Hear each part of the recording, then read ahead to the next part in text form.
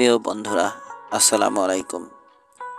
আমি এখন আপনাদের শোনাতে যাচ্ছি মুসা আলাইহিসসালামের জীবনের কাহিনীর তৃতীয় অংশ। চলুন তাহলে শোনা যাক। হযরত মুসা আলাইহিসসালাম মিশর ত্যাগ ও ফিরাউনের দলবল সহ সলিল সমাধি। গোপনে মিশর ত্যাগের প্রস্তুতি শেষ হওয়া মাত্রই আল্লাহর তরফ হইতে নির্দেশ পাইয়া হযরত মুসা আলাইহিসসালাম বনে ইসরায়েলদের লইয়া মিশর হইতে নীল নদী অভিমুখে দ্রুত রওনা হইয়া গেলেন। হযরত হারুন আলাইহিসসালাম আগে আগে কাফেলাকে পথ দেখাইয়া চলিতেছিলেন।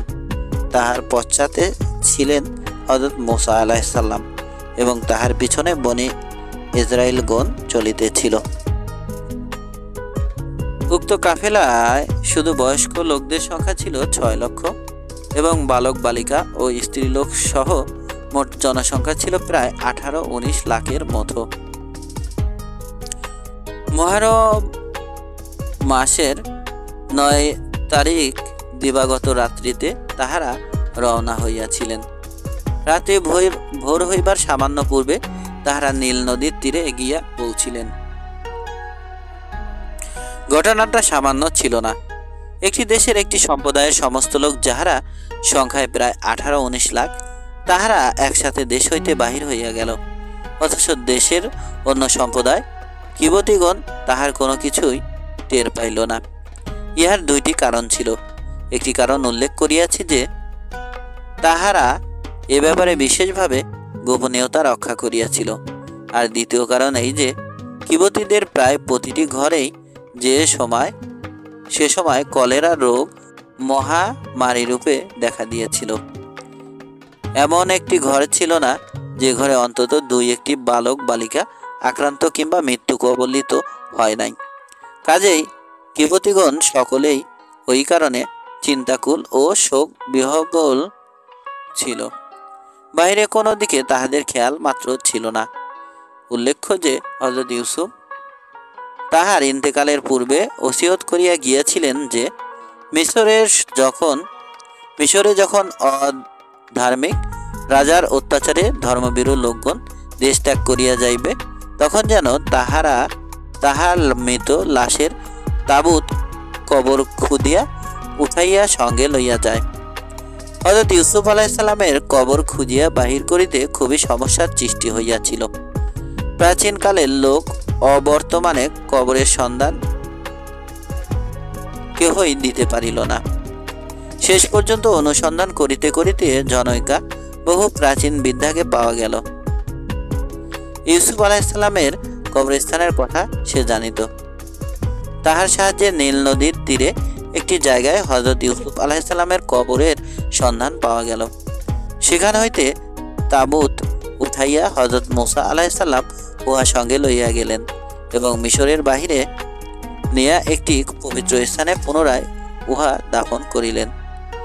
যাহা হোক, প্রত্যুষে কিবতী লোকেরা যখন তাহাদের মৃত আত্মীয় স্বজন বা সন্তান সন্ততির কবর খনন ও কাফন দাফনের কাজে বনি ইসরায়েলদের লোকদের তালাশে বাহির হইল, তখন তাহারা দেখিল যে বনি ইসরায়েলদের ঘরগুলি সবই জনশূন্য, কোথাও একটি লোকের চিহ্নমাত্র নাই। তাহারা বুঝিতে পারিল যে নিশ্চয় তাহারা দেশ ত্যাগ করিয়াছে, অথচ তাহাদের বাদশাহ ফিরাউন এবং তাহারা বনে ইসরায়েলদের মিশরে আটকাইয়া রাখার জন্য বিশেষভাবে চেষ্টিত ছিল। তখনই তাহারা গিয়া এই ঘটনার কথা ফিরাউনের গোচরে পৌঁছাইয়া দিল। সে শুনিয়া ক্রোধে দন্ত ঘর্ষণ করিয়া হুঙ্কার ছাড়িল, এই মুহূর্তে সৈন্যবাহিনী প্রস্তুত করা হোক। প্রত্যেকটি বনে ইসরায়েলকে ধরিয়া আমি উচিত শিক্ষা দিব। প্রধান সেনাপতিকে নির্দেশ দেওয়া হইল, দ্রুতগামী অশ্বসমূহে অশ্বরোহী সৈন্যগণকে সওয়ার হইতে বলো। মুহূর্তে তাহার আদেশ পালিত হইল। সেনাপতি প্রায় 20 লাখ অশ্বরোহী সেনাসহ নীল নদী অভিমুখে অশ্ব ছুটাইয়া দিল।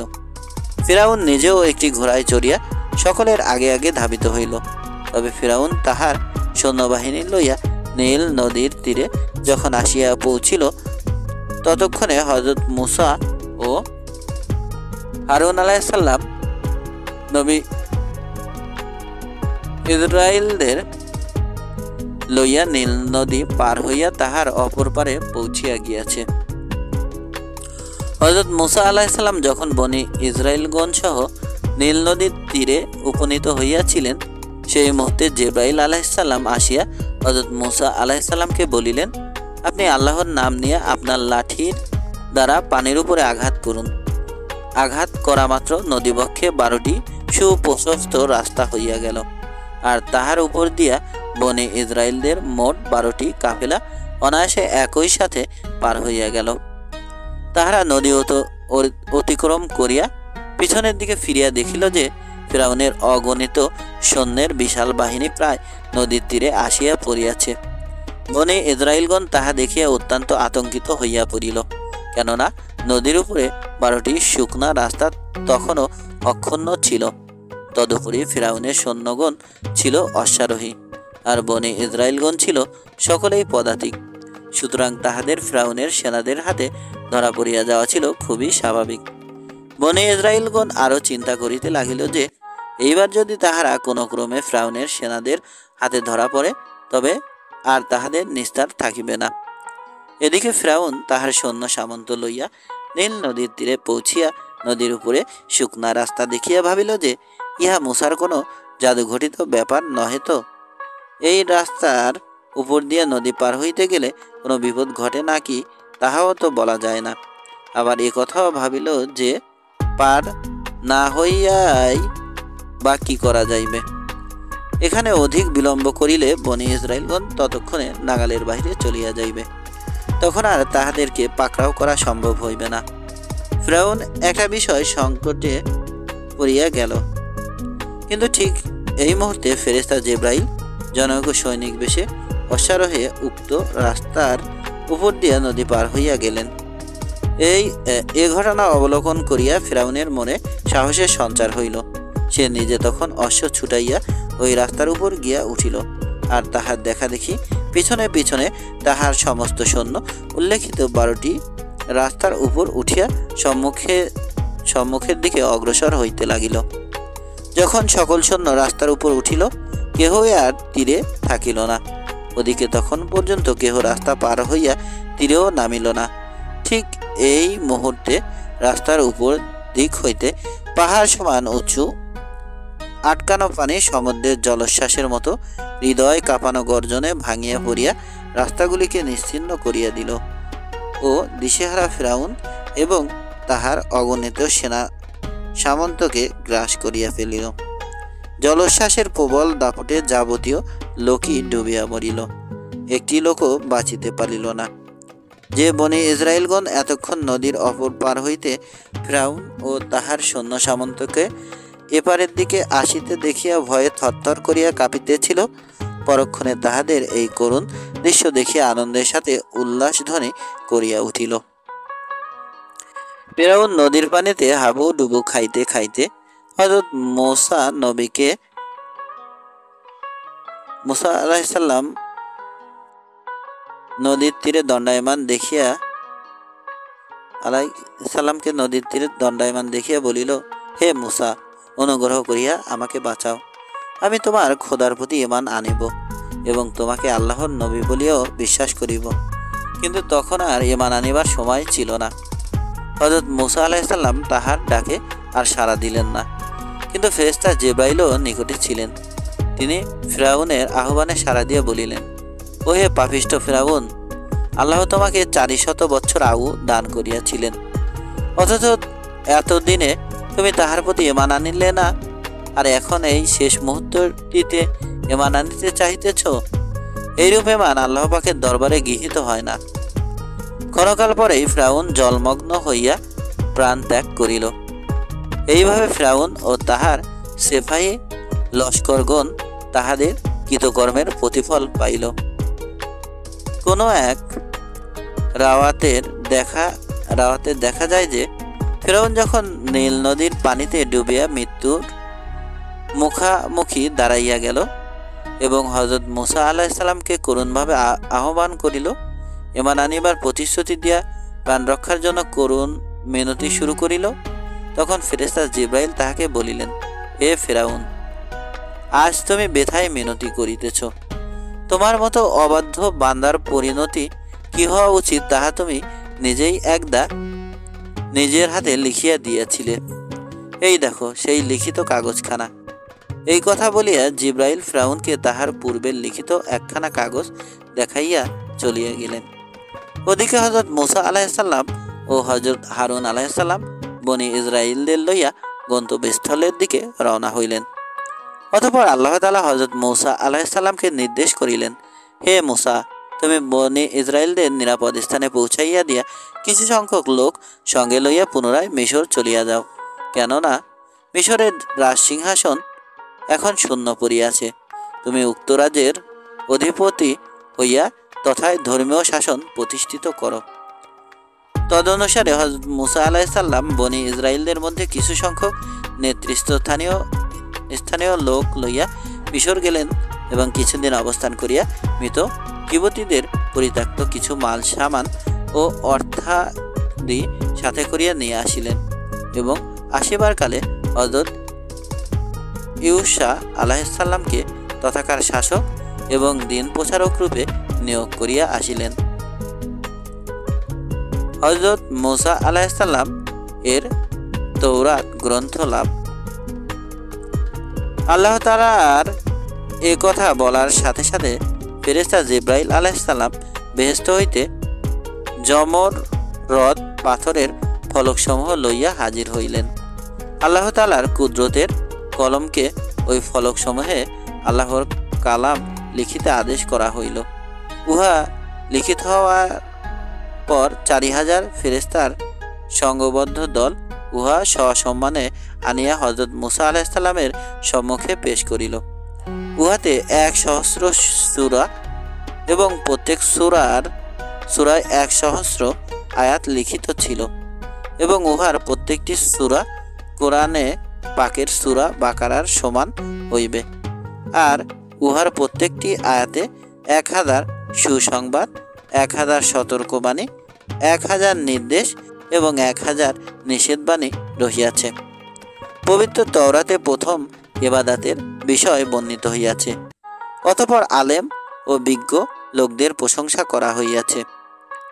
হযরত মূসা আলাইহিসসালাম অত্যন্ত আনন্দিত হইয়া আল্লাহর দরবারে প্রার্থনা করিলেন, হে আমার প্রতিপালক আল্লাহ, তওরাত কিতাবে বর্ণিত আলেমগণ কি আমারই উম্মত হইবে? আল্লাহ তাআলা জবাব দিলেন, হে মূসা, ইহারা হইবে শেষ নবী হযরত মুহাম্মদ সাল্লাল্লাহু আলাইহি ওয়াসাল্লামের উম্মত, যাহারা তোমার উম্মত অপেক্ষা অনেক গুণে শ্রেষ্ঠ হইবে।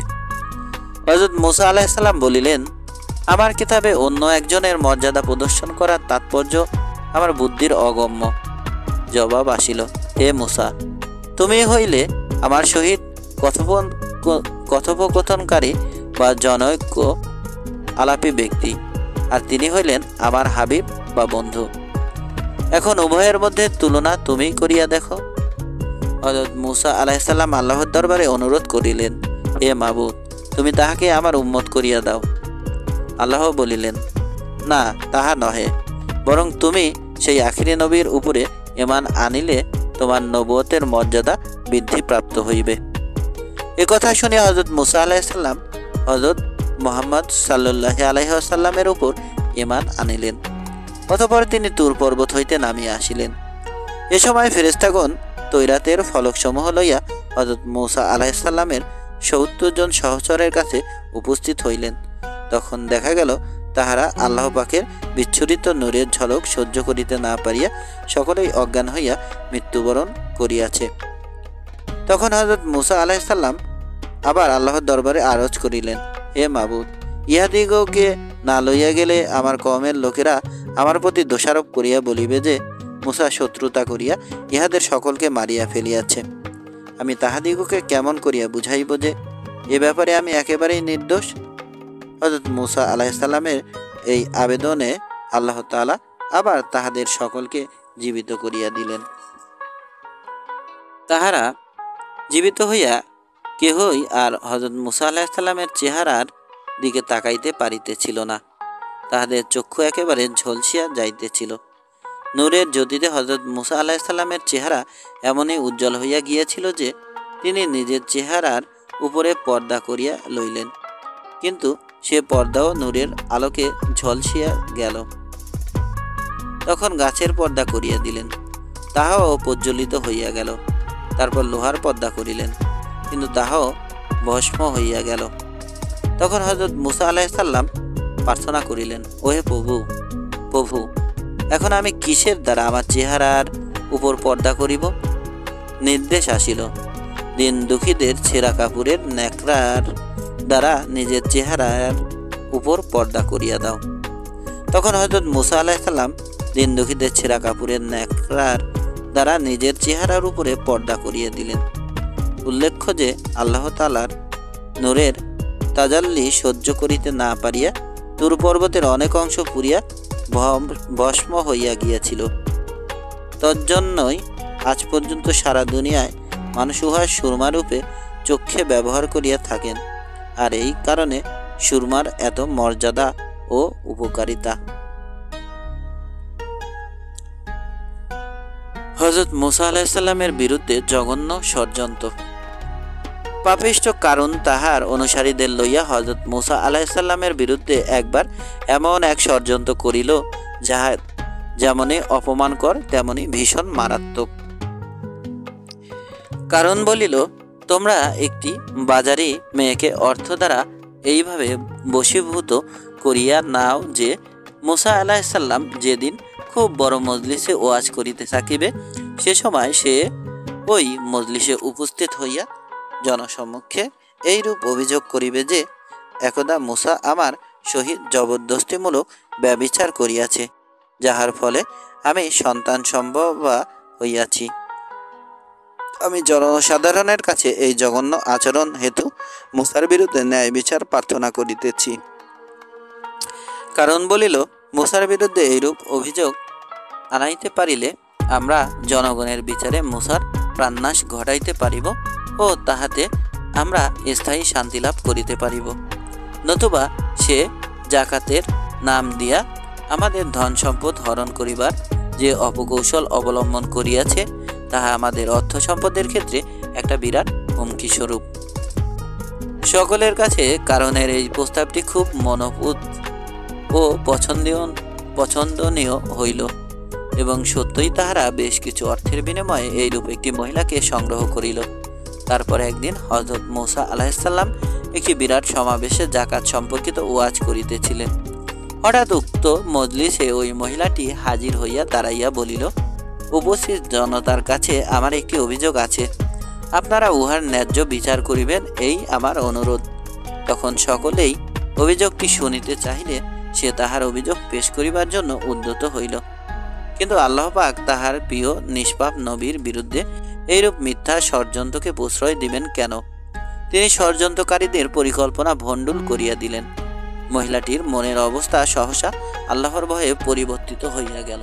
সে তখন বলিল, আমি আজ আপনাদের কাছে এমন একটি মিথ্যা ও অন্যায় অভিযোগ লইয়া উপস্থিত হইয়াছিলাম, যাহার তুলনায় পাপের কাজ সম্ভবত আর নাই।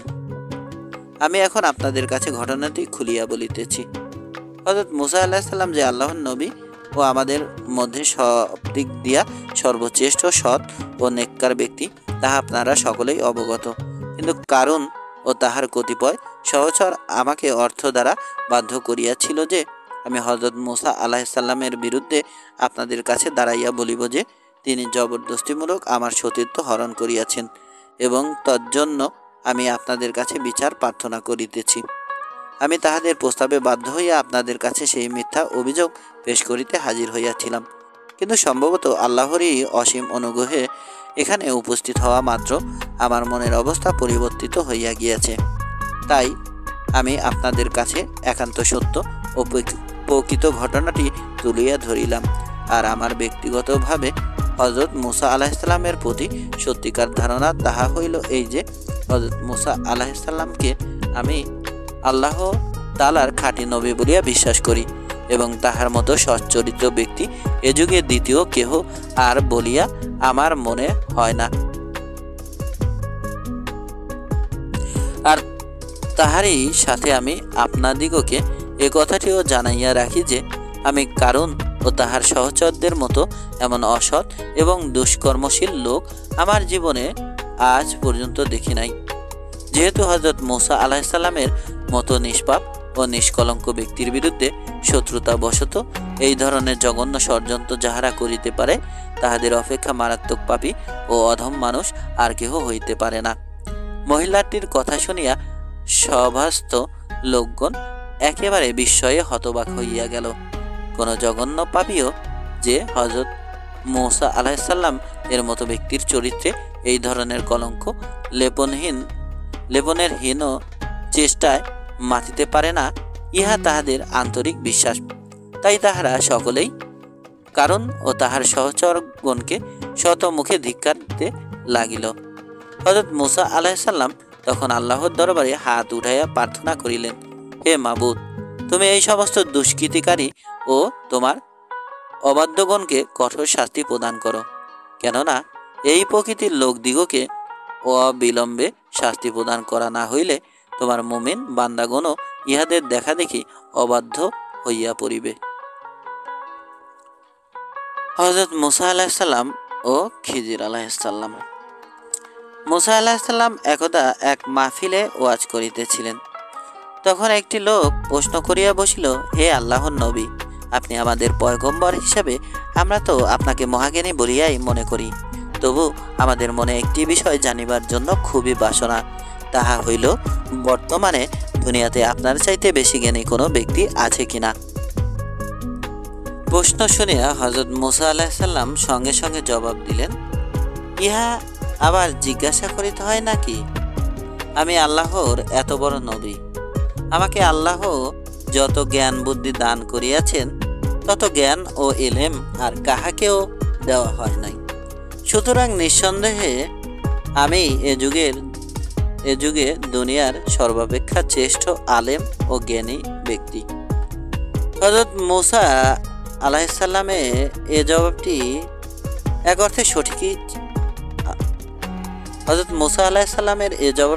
অর্থে সঠিকই ছিল, কেননা তিনি আল্লাহ পাকের শ্রেষ্ঠ পয়গম্বরদের অন্তর্গত ছিলেন। সুতরাং সেই শ্রেণীর পয়গম্বরদের অপেক্ষা সমকালীন জামানায় কোনো ব্যক্তি অধিক জ্ঞানী থাকিতে পারে না। তবুও নিজের সম্পর্কে নিজের মুখ হইতে এইরূপ উক্তি সম্ভবত আল্লাহর কাছে সঙ্গত বোধ হইল না। দ্বিতীয়ত, আল্লাহ পাকের ভাণ্ডারে জ্ঞানের অভাব নাই, বহু ধরনের জ্ঞান বুদ্ধি ও বিদ্যা রহিয়াছে। সব মিলাইয়া সামগ্রিকভাবে আল্লাহর দরবারে নবী রাসূলগণ শ্রেষ্ঠ বিদ্বান ও জ্ঞানী রূপে বিবেচিত হইলেও জ্ঞান ও বিদ্যার বিভিন্ন শাখায় আল্লাহ তাহার অন্য কোনো বান্দাকে অধিকতর জ্ঞান দান করিতে পারেন। অবশ্য তাহাকে সামগ্রিক মাপকাঠিতে নবী অপেক্ষা শ্রেষ্ঠ বিদ্বান করা যায় না। তবুও মূসা আলাইহিসসালাম এইসব দিকে লক্ষ্য করিয়াই লোকটির প্রশ্নের উত্তর দেওয়া উচিত ছিল। যেহেতু তিনি তাহা দেন নাই, তাই তাহাকে এ ব্যাপারে সতর্কতা অবলম্বনের শিক্ষা প্রদান করার জন্য আল্লাহ সংকল্প করিলেন। মূসা আলাইহিসসালাম এইরূপ জবাব প্রদান করিবা মাত্র আল্লাহর তরফ হইতে ওহী নাজিল হইল, হে মূসা আলাইহিসসালাম, দুই সাগরের সঙ্গমস্থলে আমার এক প্রিয় বান্দা আছে, সে তোমার অপেক্ষা অধিক জ্ঞানী। সুতরাং তোমার এরূপ কথা বলা ঠিক হয় নাই এবং নিজেকে এরূপ বড় ভাবাও তোমার জন্য শোভনীয় হয় নাই। আমার সেই বান্দার নাম খিজির, তুমি তাহার সঙ্গে সাক্ষাৎ করিলেই কথার সত্যতা উপলব্ধি করিতে পারিবে। মূসা আলাইহিসসালাম বলিলেন, হে আমার প্রতিপালক, বলুন আমাকে, তাহাকে আমি পাইব কিভাবে? তিনি কোথায় থাকেন? আল্লাহ বলেন, সে দুই সাগরের সঙ্গমস্থলে আছে, তুমি সেখানে গেলেই তাহার সাক্ষাৎ পাইবে। পথে আহার করার জন্য সাথে একটি ভুনা করা মৎস্য লইয়া যাইও, কিন্তু যেখানে যাইয়া মৎস্যটি হারাইয়া যাইবে সেখানেই তাহার সন্ধান করিও। অতঃপর মূসা আলাইহিসসালাম ইউশা আলাইহিসসালামকে সঙ্গে লইয়া খাজা খিজির আলাইসাল্লামের সন্ধানে বাহির হইলেন। তিনি একটি ভুনা মৎস্য থলিয়ার ভিতরে লইয়া উহা ইউসার আলাইসাল্লাম এর হাতে দিয়ে বলিলেন, হে ইউসা, ইহার ভিতরে একটি মৎস্য রহিয়াছে। মৎস্যটির প্রতি সর্বদা লক্ষ্য রাখিও, কারণ যেখানে এই মৎস্যটি আমাদের হাতছাড়া হইবে সেই স্থানটি আমাদের গন্তব্যস্থল। উভয়ে একাধারে কয়েকদিন পর্যন্ত পথ চলিয়া স্বাভাবিকভাবেই তাহারা পরিচান্ত হইয়া পড়িলেন। মুসা আলাইসাল্লাম অত্যন্ত ক্লান্ত এবং একখানা পাথরের সহিত ঠেস দিয়া বিশ্রাম করিতে লাগিলেন। অল্পক্ষণেই তিনি নিদ্রাভিভূত হইয়া পড়িলেন। ইউসা আলাইসাল্লাম তাহার নিকট বসিয়া রহিলেন। ইতোমধ্যে তাহার সম্মুখেই থলিয়ার মধ্যকার বুনা মৎস্যটি জীবিত হইয়া সমুদ্রের পানিতে নামিয়া গেল। এ অলৌকিক ঘটনাটি দেখিয়া ইউসা আলাইসাল্লাম মনে করিলেন যে মুসা আলাইসাল্লামকে নিদ্রা হইতে জাগাইয়া ঘটনাটি বলার দরকার নাই, ঘুম হইতে উঠিলেই তখন জানাইবেন। কিন্তু আল্লাহর কি মহিমা! যে কোনো কারণেই হোক ইউসা আলাইসাল্লাম এমন একটি গুরুতর ব্যাপারও একেবারে ভুলিয়া গেলেন। মুসা আলাইসাল্লাম যখন নিদ্রা হইতে জাগিলেন, ইউসা আলাইসাল্লাম এ বিষয়ে তাহাকে কিছুই বলিলেন না। সুতরাং মুসা আলাইসাল্লাম নিদ্রাহিত হইবার সাথে সাথেই উভয়ে আবার সমুদ্রের তীর ধরিয়া চলিতে লাগিলেন। কিছু দূর যাইবার পর হঠাৎ ইউসা আলাইসাল্লাম ঘটনাটি মনে হইল এবং তিনি উহা মুসা আলাইসাল্লামের কাছে ব্যক্ত করিলেন। অন্য বর্ণনায় আছে, হযরত মুসা আলাইসাল্লাম ঘুম হইতে জাগিবার পরে উভয়ে আবার সাগরের তীর ধরিয়া সম্মুখের দিকে অগ্রসর হইতে থাকিলেন। কিছু দূর যাইবার পর মুসা আলাইসাল্লাম ইউসা আলাইসাল্লামকে বলিলেন, এইবার আমরা বসিয়া কিছু আহার করিয়া লই। এই কথা বলিতেই ইউসা আলাইসাল্লাম খাদ্যদ্রব্যপূর্ণ থলিয়াটির কথা মনে পড়িল। তিনি ভুলবশত থলিয়াটি তাহাদের বিশ্রাম করিবার স্থানে রাখিয়া আসিয়াছিলেন। উহাতে কিছু রুটি এবং সেই ভুনা মৎস্যটি ছিল। ইউসা আলাইসাল্লাম মুসা আলাইসাল্লামকে এই ভুলের কথা জানাইলেন। তাহার কথা শুনিয়া হযরত মুসা আলাইসাল্লাম একটু বিরক্ত হইলেন। অতঃপর আবার তাহারা উভয়ে পিছনের দিকে ফিরিয়া চলিলেন। উল্লেখিত বর্ণনা দুইটির মূল কথা প্রায় একই রূপ। সামান্য পার্থক্য এই যে, এক বর্ণনায় বলা হইয়াছে মাছটি ইউসা আলাইসাল্লাম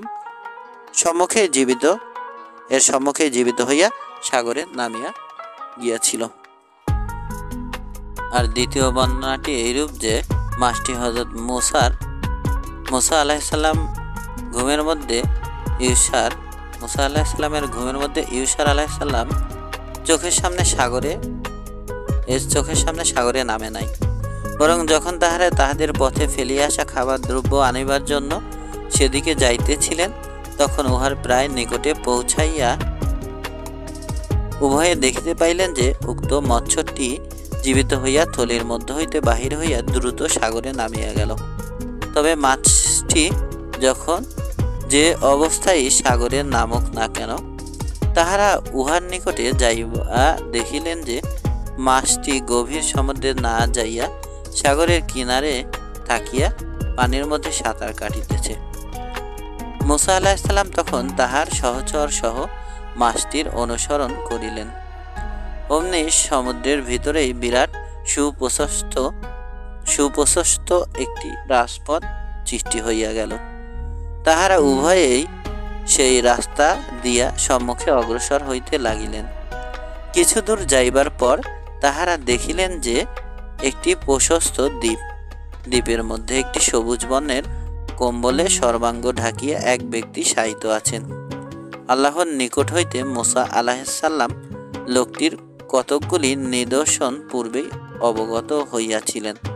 কাজেই এই লোকটিকে দেখিয়া তাহার আর বুঝিতে বাকি রহিল না যে ইনি সেই খাজা খিজির আলাইহিসসালাম। মুসা আলাইহিসসালাম বেশ কিছু দূর হইতেই তাহাকে সালাম করিলেন। খাজা খিজির আলাইহিসসালাম বলিলেন, ওয়ালাইকুমুস সালাম ইয়া মুসা কালিমুল্লাহ। ফলে মুসা আলাইহিসসালাম আশ্চর্যান্বিত হইয়া জিজ্ঞাসা করিলেন, আপনি আমার নাম পরিচয় কিভাবে জানিতে পারিলেন?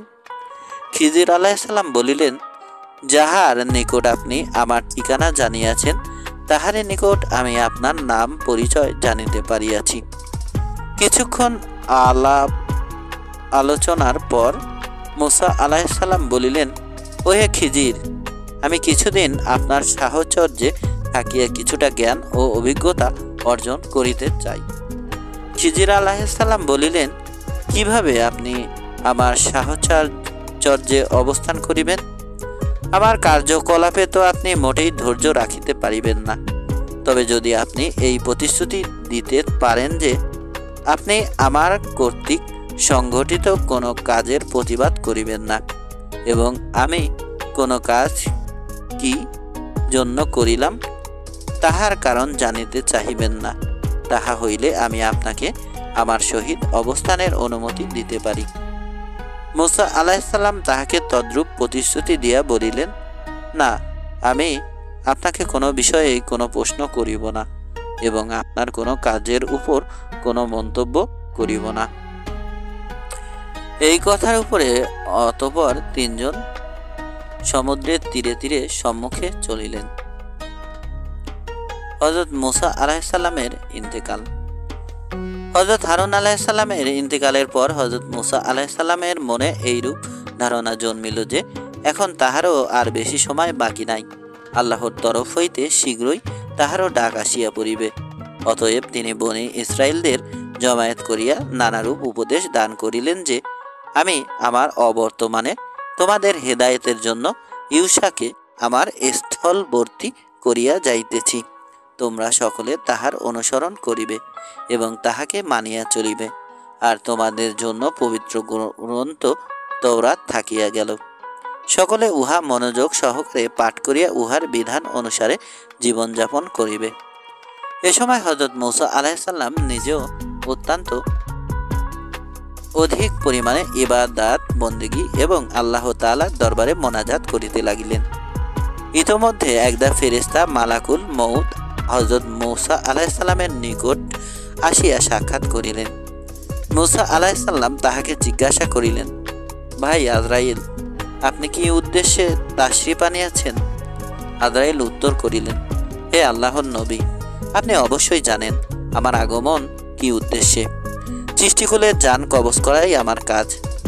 তাহার কথা শুনিয়া হযরত মুসা আলাইহিসসালাম চমকিয়া উঠিয়া প্রশ্ন করিলেন, তবে কি আপনি আমার জান কবজ করিতে আসিয়াছেন?